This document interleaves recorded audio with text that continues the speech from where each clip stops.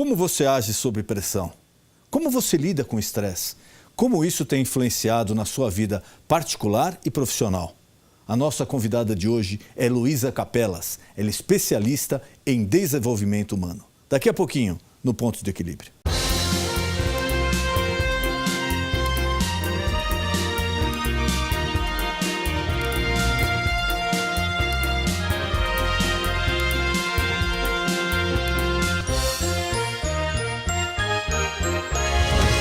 Você pode ser fera em matemática ou em língua portuguesa, mas se você fosse submetido a um teste de inteligência emocional, qual será que seria o seu resultado?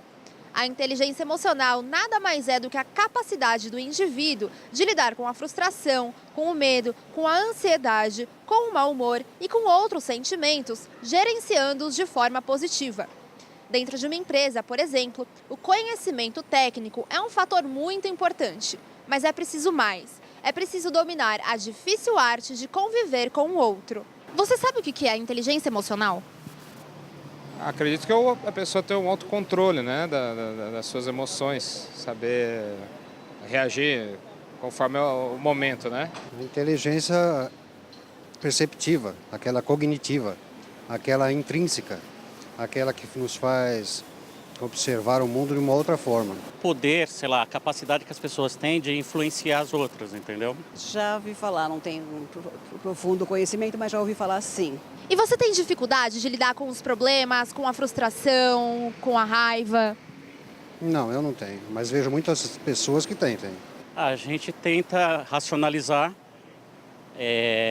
entender de uma maneira mais inteligente possível e tomar uma decisão inteligente em cima disso. Não, acho que no momento, no passado acho que eu tive mais dificuldade de lidar com isso, mas no momento eu não vejo mais, não tenho tido tanto problema não. Bom, esse é um exercício diário, porque ultimamente o que a gente mais vê é a gente mal-humorada, desequilibrada, mal informada, mal estimulada. Então é sim, um exercício diário. Tento, evidentemente, é uma tarefa diária, mas é interessante e bacana fazer isso. E na sua opinião, qual que é a importância de saber controlar as emoções? Ela é enorme, porque se você não controlar as suas emoções, você acaba tomando decisões erradas. Fundamental, principalmente hoje em dia, né? Muitas informações e pouco conteúdo. É fundamental, né? Às vezes vale a pena, como eu já fiz, procurar um apoio profissional do psicólogo, um terapeuta, né, para poder trabalhar esses momentos, né? Tá preparada para esse tipo de coisa, mas eu acredito que seja isso. Maturidade, o bem-estar geral de uma da família, comunidade de trabalho, trânsito, no geral. Eu acho que todo mundo ganha com isso, né? Heloísa Capelas é especialista em desenvolvimento humano e diretora do Centro Hoffman no Brasil. É autora do best-seller O Mapa da Felicidade e coautora de mais de 7 livros sobre gestão de pessoas, liderança e inteligência feminina. Heloísa Capelas é também palestrante e coach. Muito boa noite, meu amigo, minha amiga. O nosso encontro de final de noite, programa Ponto de Equilíbrio. E nessa noite é com imenso prazer que recebemos Heloísa Capelas. Ela é especialista em desenvolvimento humano. Heloísa, muito obrigado por ter aceito o convite. Muito obrigada aí prazer pelo recebê-la aqui. Todo meu, é todo meu. Explica um pouquinho pra gente, desenvolvimento humano, nessa sua especialidade. Na prática, no dia a dia das pessoas, como isso aparece? Então, o desenvolvimento humano é tão antigo quanto nós. Mas a minha especialidade é autoconhecimento. E nós aceleramos o processo de desenvolvimento humano que é feito pela própria vida. As situações, as circunstâncias, os nossos relacionamentos nos ajudam a nos desenvolver. No entanto, existe um caminho que você pode acelerar esse desenvolvimento, que é o autoconhecimento. Na medida em que você entra nesse caminho e que você compreende quem é você e como você se transformou na pessoa que você se transformou, você pode acelerar o seu processo de desenvolvimento. Então, esse é no dia a dia, o desenvolvimento humano pode ser ignorado. Então, você pode fazer mais do mesmo e empurrar a vida com a barriga e ser infeliz para sempre. ou você pode fazer um processo de autoconhecimento, de empoderamento, de resgate do seu amor próprio. De relacionamento também, né? E se sentir em condições de ter relacionamentos saudáveis, duradouros, amorosos, e isso você dá um salto de qualidade na sua vida. Então você se desenvolve mais e melhor do que só empurrar a vida com a barriga. E esse desenvolvimento no relacionamento, na vida pessoal, na vida profissional da pessoa? Porque, infelizmente, às vezes o ser humano, a tendência dele é se acomodar. Isso, né? é disso que a ou gente numa tá situação falando. fácil, ou numa difícil, de repente ele acha, eu já fiz o que eu podia, eu cheguei até onde dava, daqui para frente também não é comigo. Isso às vezes ele aplica tanto no relacionamento profissional, o que é muito ruim, como também no pessoal, no amoroso, que também não é saudável. Não. Como ele pode... Porque às vezes a pessoa não nota, mas ela já está agindo dessa forma. Como é que ela nota e como é que ela melhora? Bom, a nossa melhor característica como humanos é a adaptação. Então, eu costumo dizer que nós não somos animais em extinção. Nós vamos nos adaptar. Então, se a Terra aquecer, nascerão humanos adaptáveis a uma Terra quente. Se acabar todo verde, nós nos adaptaremos a viver sem o verde. Então, nós somos esses seres. Nós não estamos em extinção, nem seremos animais em extinção, independente do caminho que a Terra tome. Porque temos uma característica que nos torna humanos, que é a adaptação. Essa é a nossa melhor característica e a nossa pior, porque nós nos adaptamos a qualquer coisa.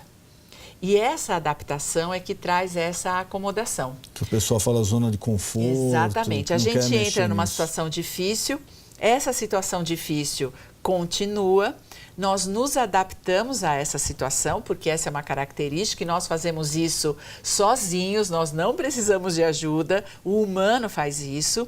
A gente se adapta àquela situação, começa a dizer que é uma situação mais ou menos, e daqui a pouco está dizendo que é boa. Porque no início, o primeiro, não, eu não aceito. Depois, não, mas espera aí, se for só durante um tempo. E depois, exatamente o que você falou, você acaba lidando aquilo com uma certa normalidade, como se fosse já definido e vai ser aquilo. E isso é pesquisado em pessoas em situações de...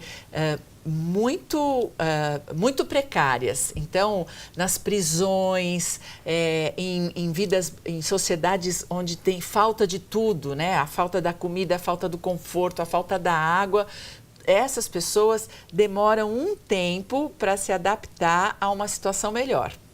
É mais ou menos como se você estivesse numa solitária, totalmente escuro, preso lá por muito tempo, e aí a hora que abre a porta da prisão e diz, vai, você está livre, a pessoa olha e fala, não vou não. Até aqui está confortável. Em cativeiro acontece isso, Exatamente. Né? Eu estou confortável aqui. Né? Aqui eu estou mais seguro do que se eu sair. Então, se eu sair, o que pode acontecer? Nós temos muito medo. O medo é atávico, o medo nos caracteriza, né? O humano tem medo, dor e amor. São três características nossas, isso nos compõe. Mas o medo de perder o status quo, quer dizer, o medo da mudança é o que mais nos apavora. Aliás, é a grande dor do ser humano, é o medo da mudança.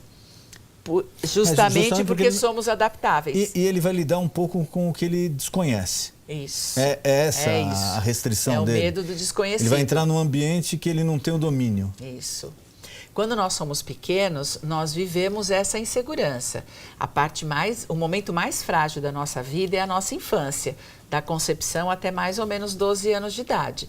Nós estamos totalmente na mão dos nossos pais ou daqueles que os substituíram, dos nossos cuidadores. E eles têm sobre nós poder de vida ou morte. Porque se eles nos cuidarem, nós sobrevivemos. Se eles não nos cuidarem, nós morremos. É uma dependência total. 100%.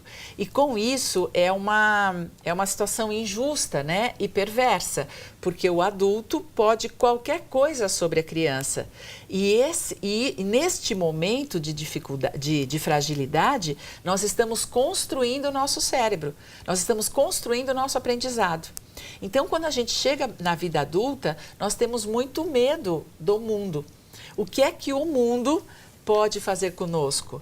Porque quando nós vamos para a vida adulta, só 5% de todo o nosso aprendizado infantil fica na consciência. 95% fica escondido naquilo que vamos chamar de inconsciente. É por isso que a maioria das vezes a pessoa não lembra de coisas. Não lembra. Não lembra até 1 ano, 2 anos, Não 3 lembra. anos, não lembra e, no de absolutamente entanto, está nada. aqui. Está no inconsciente anotado. E aí ela vai com muito medo. O que é que as pessoas podem fazer para ela?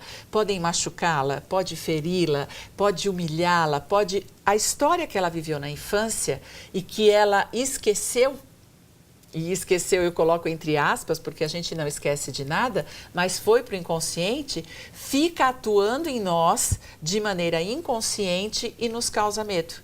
Então nós temos muito medo de mudar, porque temos medo que aconteça conosco o que aconteceu na infância.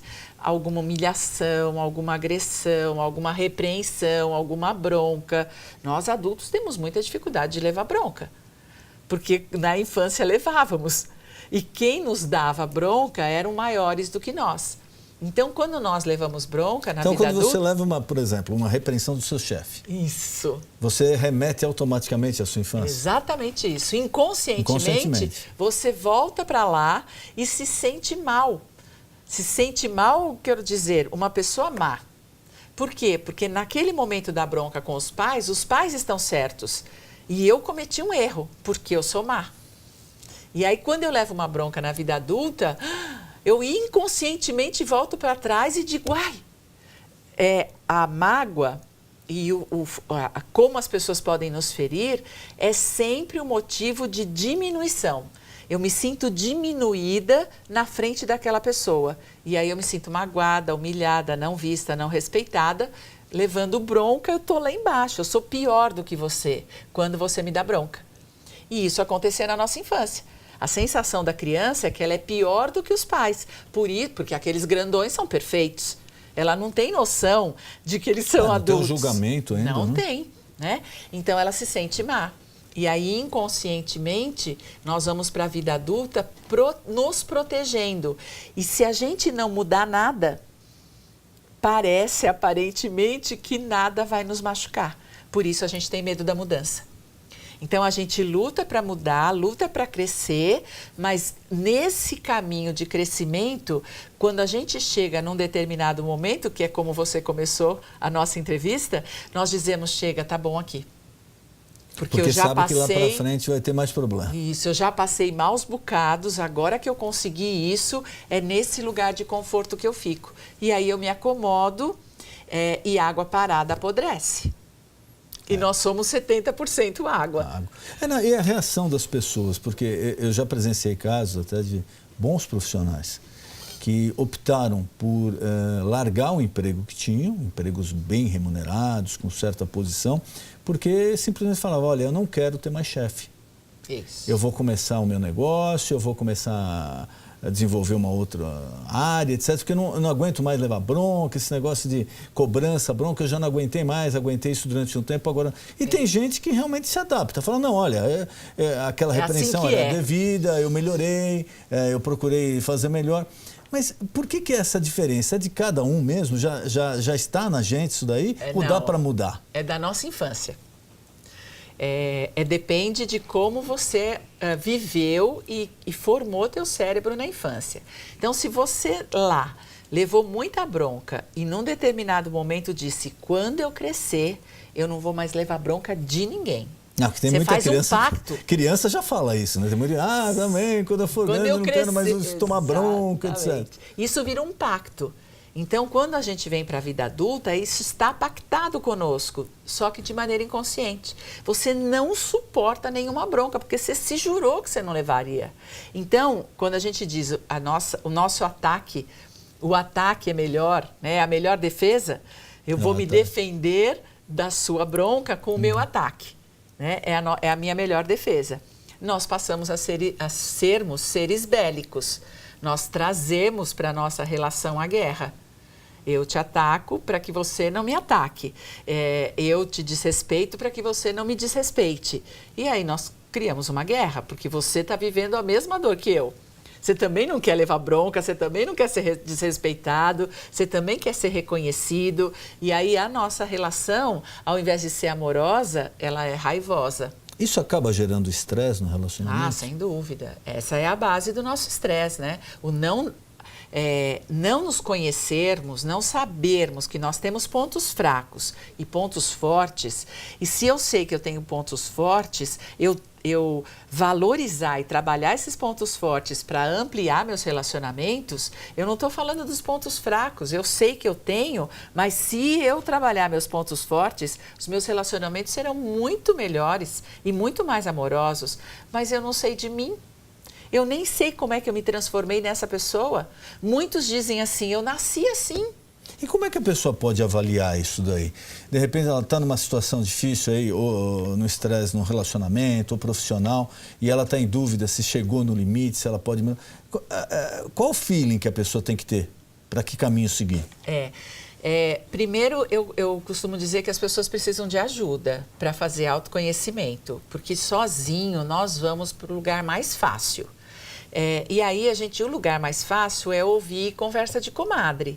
E daí você está o tempo todo na mão dos outros. As pessoas vão dizer para você tudo o que você tem que fazer. E aí, se você for atender tudo que as pessoas dizem que você precisa fazer, né?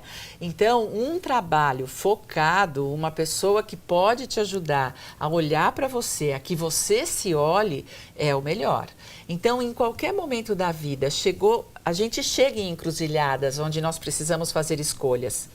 É nesse momento que a gente precisa parar para falar, pera, quem eu sou? O que é que eu quero? E essas são perguntas que a gente deve se fazer sem responder. Eu preciso me perguntar todo dia o que é que eu quero, mas eu não dou a resposta. Eu deixo para o meu inconsciente o que é que eu quero, o que é que eu quero, o que é que eu quero de fato. E de fato todos nós queremos amar e sermos amados. Esse é o nosso objetivo. As pessoas dizem para mim, eu não consegui achar o propósito da minha vida. Pois eu te conto, você nasceu para amar e ser amado. Esse é o propósito da humanidade. Você não precisa procurar muito. É isso. Agora, se você não se conhece... com a qualidade de vida, que hoje é um tema muito em voga, né? A pessoa às vezes fala, olha, eu abandonei tal atividade ou tal procedimento porque eu estou mais preocupado com a minha qualidade de vida. Isso. A qualidade de vida é um sinônimo de felicidade. Que a pessoa, bem-estar. De bem-estar, de felicidade. Será que agora, realmente, no seu brasileiro, o ser humano, de modo geral, ele está se preocupando um pouco mais com a qualidade de vida? Felizmente, né? A gente vem de uma época escravocrata, uma época de muita humilhação para o ser humano, né? Então, vamos pensar que faz 100 anos que a Primeira Guerra acabou, né? Quer dizer, nem 100 anos, foi 118. Então, no mundo histórico isso não é nada, 100 anos não representa nada. Isso, né? Então a gente ainda não mudou nada. Nós ainda estamos oprimindo pessoas, ainda escravizamos as pessoas, ainda cobramos delas, né? Quando eu digo nós humanos com os humanos, né? E os nossos relacionamentos são bélicos, são de guerra. Nós nos tornamos pessoas de guerra por medo.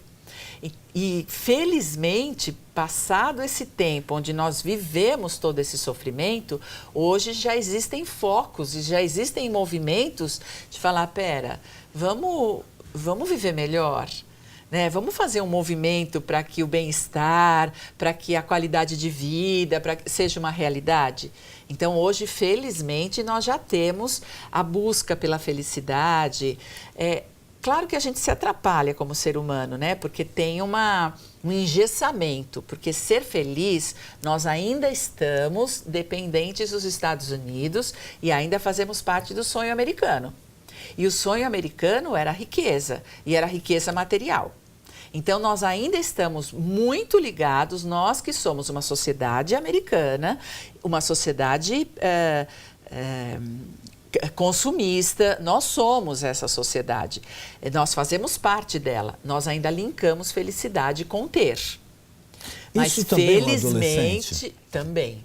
Claro que hoje tem um grupo, né, ou tem adolescentes já mais espertos do que nós, adultos, que estão dizendo, não é dinheiro que eu quero fazer o que eu gosto, eu quero contribuir com o meu talento. felizmente, nós já temos essa turminha. É porque a gente vê muitos casos de ajudar o próximo. Isso nos deixa muito satisfeitos, né? Adolescentes engajados em campanha para diminuir a pobreza, a fome, as doenças em países que não têm recursos para providenciar isso. Então parece que realmente o adolescente... Hoje a gente já tem um movimento ele está mais voltado para essa área, né? De que a felicidade não é ter, a felicidade é ser. E você só é, e você só existe com o outro. Eu não existo se eu não estiver me relacionando com você agora, ou com alguém. Porque eu sou com você nós somos as minhas características. Sociedade, exatamente, né? Somos seres relacionais, né? Então, quanto mais eu colaboro com o crescimento do outro, mais eu cresço. Mas essa ainda é uma minoria, embora já temos esse movimento no mundo.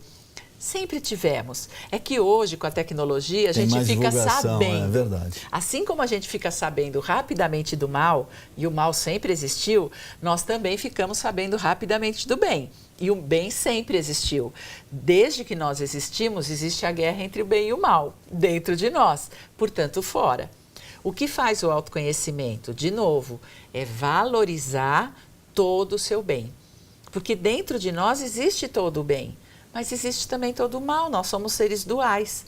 Agora, o que é que nós estamos valorizando? E às vezes você passa a imagem errada para uma pessoa. É comum, né, nós escutarmos, olha, fulano de tal tinha uma ideia errada de você, mas olha, tinha me falado que você lá no fundo era uma boa pessoa. Isso, né? E somos mesmo. E eu só descobri isso daí muito tempo depois.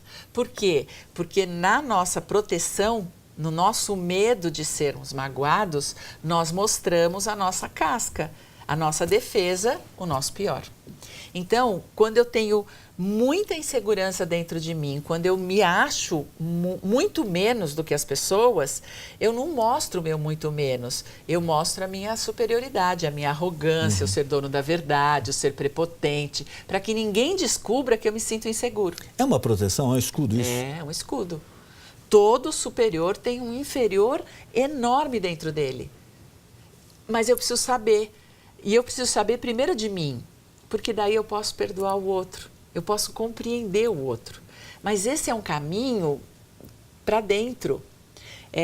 Isso é desenvolvimento humano. Eu me desenvolver, isto é, eu me conhecer para eu poder conhecer o outro. É aquele ditado, falam muito, né, que é conhecer uma pessoa, dê poder a ela, né? E alguns complementos, falam, se você quiser conhecer de verdade mesmo, tire o poder. Aí você vai conhecer a pessoa. Mas para o líder, para quem exerce um cargo de liderança, numa empresa, numa sociedade, em alguma associação, como ele deve dosar? Porque eu acho que aí realmente é uma dosagem milimétrica entre você não parecer, não dar esse ar de arrogância, de prepotência, mas também deixar muito claro que a liderança é sua. As coisas vão ser conforme você determinar. Como a pessoa, como o líder pode dosar isso para ele ser adorado por aqueles que são seus seguidores e não perder o respeito? Bom, primeiro eu acho que o melhor caminho é o da democracia mesmo, que a gente está engatinhando e é um processo. O que é democracia, né? Todos nós termos lugar. Num sistema, todos nós temos lugar e importância. Portanto, merecemos ser ouvidos e respeitados naquilo que desejamos. E uma conversa. O líder é aquele que conversa. O que é a democracia? É a organização e a conversa dos opostos. O líder precisa conversar com seus liderados. Porque a gente pode muito facilmente, porque nós estamos muito perto ainda do autoritarismo, nós podemos confundir liderança com chefia. Na chefia, ele manda e nós obedecemos. Na liderança, ele propõe. E não será feito como ele quer. Será feito como o grupo decidir. Isto é a proposta. Então, a proposta do líder, o grande líder, é aquele que sabe propor e sabe ouvir, porque as pessoas são muito inteligentes. Elas são nossas placas de sinalização. Elas têm muita coisa a acrescentar, muita coisa a compartilhar. se nós dermos ouvido a elas. Então, se eu tiver carinho, uma proposta... Né? A determinação do líder, isso que é importante. Com respeito, né? Exato, porque você sente na hora que, olha, realmente essa pessoa me representa. Olha, tudo que ele falou era aquilo que eu estava imaginando, que eu acho legal, que eu acho válido. Agora, para isso, ele precisa conhecer o grupo. Porque ele é representante do grupo, ele precisa conhecer as necessidades do grupo, conhecer quem são aquelas pessoas, a expectativa delas, o que é que elas esperam para que ele possa representá-las. Então, dentro do limite... E isso nós só conseguimos com uma boa comunicação, que é a nossa maior dificuldade. Por isso, a dificuldade de relacionamento. Nós somos seres relacionais e gregários. Nós vivemos em comunidade, nós não conseguimos viver sozinhos e precisamos nos relacionar com os outros. Mas esse é o nosso maior desafio. Porque a gente não consegue, porque eu sou a dona da verdade, eu não quero que você conteste a minha ideia. Exato. Muitas vezes eu não dou a minha ideia para você não contestar. Ou com receio de ouvir, né? Qual vai ser a opinião dele? Qual vai ser... né? E aí, para eu colocar a minha ideia, eu ponho de uma maneira imposta. Essa é a minha ideia e você tem que aceitar. Ainda hoje eu estou escrevendo um livro sobre perdão, eu escrevi sobre felicidade e agora estou escrevendo sobre o perdão. E eu estava falando exatamente isso, né? Nós temos tanto medo de sermos diminuídos pelos outros, que eu diminuo os outros, né? E eu imponho a minha verdade, porque ela é absoluta, né? É a minha crença, é aquilo que eu sei, e eu não quero que ninguém conteste. Eu não aguento que ninguém conteste, né? E aí esse livro aqui também é sobre felicidade, né? O mapa da felicidade. Eu coloco aqui a minha história. Eu vivi uma experiência de autoconhecimento profundíssima há 25 anos atrás, de uma transformação espetacular, e que eu passei pela experiência do perdão, né? De me perdoar, de perdoar a minha história e a mim mesma, tudo que eu tinha feito, que eu pegava o chicote e me batia o tempo todo. Poder me compreender, poder entender que eu fui construída e eu posso, e por isso eu cometi erros, eu posso me perdoar e fazer diferente. E quando eu não me perdoo, eu vou me atropelando, eu vou numa tentativa de fazer diferente, eu vou fazendo cada vez pior. A hora que eu parei para poder me conhecer, eu encontrei um bem-estar, uma satisfação, um orgulho de ser quem eu sou, indescritível. E aí eu fui viver uma outra vida, porque uma coisa é viver com uma autoestima baixa, com um amor próprio desconhecido, com muito medo do que as pessoas podem fazer comigo. Uma outra coisa é reconhecer meus valores, ter certeza que eu sou boa gente e ter orgulho de ser quem eu sou. É outra vida. É um outro jeito de se relacionar com as pessoas. O perdão, ele é bíblico, né? Ele traz um bem-estar, agrada a Deus e traz um bem-estar enorme a nós. Então, infelizmente, o ser humano tem às vezes muita dificuldade de perdoar, mas tente fazer isso que você vai ver que o resultado é maravilhoso para você. Extraordinário. É tão importante que eu estou escrevendo um livro para dizer para as pessoas, olha, tem caminho. E o único caminho para ser feliz é o perdão. Queria mais uma vez agradecer a sua presença, nosso tempo está acabando, e colocar à sua disposição algum recado, algum tema que eu não perguntei, por favor, fique à vontade. Na realidade, eu vou insistir que você se autoconheça, né? Eu escrevi um livro que é autodidático, a intenção é que as pessoas se conheçam através do livro, então é um livro para ser feito. Eu faço muitas perguntas, se conhecer tem a ver com perguntas. Nós ficamos muito preocupados com as respostas e, na realidade, o que a gente precisa é de perguntas novas. E eu, então, falo muito com as pessoas. Eu tenho canal do YouTube, tem muita palestra lá, se você quiser procurar, Heloísa Capelas. Eu tenho Face, tem e-mail, Heloísa@centrohoffman.com.br. Enfim, entra nas mídias sociais, você me acha. E eu posso falar sobre autoconhecimento e autodesenvolvimento, porque eu vivi isso. Mais uma vez, muito obrigado. Foi um prazer recebê-la aqui. Muito obrigada. O nosso encontro de final de noite, programa Ponto de Equilíbrio. Boa noite.